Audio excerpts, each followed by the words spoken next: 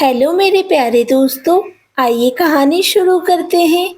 घने जंगल में एक बहुत चालाक खरगोश रहता था। उसका नाम था मिंटू। मिंटू अपने तेज दिमाग और फुर्ती के कारण पूरे जंगल के जानवरों के बीच फेमस था। कोई भी बात हो, लोग उससे सलाह लेते। एक दिन जंगल में एक शेर आया। शेर ने सोचा, आज मैं जंगल के सभी जानवरों को डराऊंगा और अपना खाना बनाऊंगा। शेर ने सारे छोटे जानवरों को पकड़ना शुरू किया। पिंटू ने देखा सभी जानवर डर के मारे इधर उधर भाग रहे हैं। उसने तुरंत एक योजना बनाई। वह शेर के पास गया और बोला, हे राजा शेर, क्या तुम जानते हो जंगल का सबसे ताकतवर जानवर कौन है? शेर ने गर्व से कहा।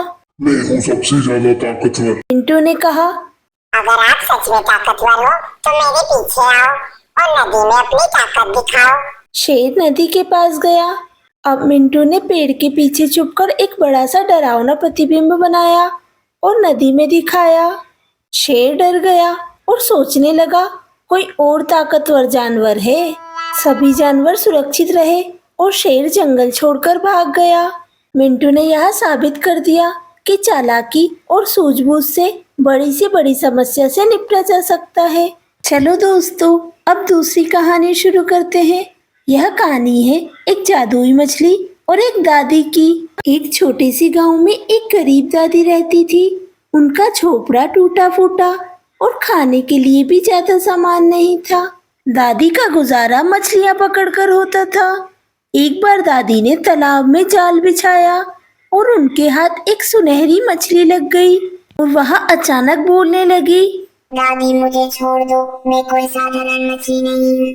अगर आप मुझे छोड़ दोगी तो मैं आपकी कोई भी मनोकामना पूरी कर दूंगी। दादी हैरान हो गई और बोली, बेटी, मुझे तो बस रोटी चाहिए और कुछ नहीं। मछली मुस्कुराई और बोली, दादी आप घर जाओ, आपको सब मिलेगा। दादी घर पहुंची तो उनने देखा टूटे फूटे झोपड़े की जगह एक पक्का मकान है और खाने के लिए चूल्हे पे रोटी सब्जियां रखी है।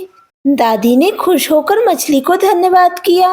धीरे धीरे दादी की चाहत बढ़ने लगी।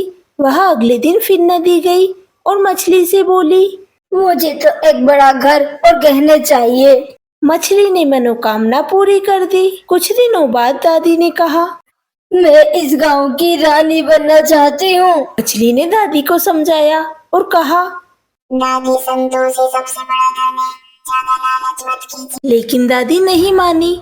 मछली ने दादी की इच्छा पूरी कर दी। अब दादी बोली, अब मुझे भगवान बना दो ताकि सब मेरी पूजा करें।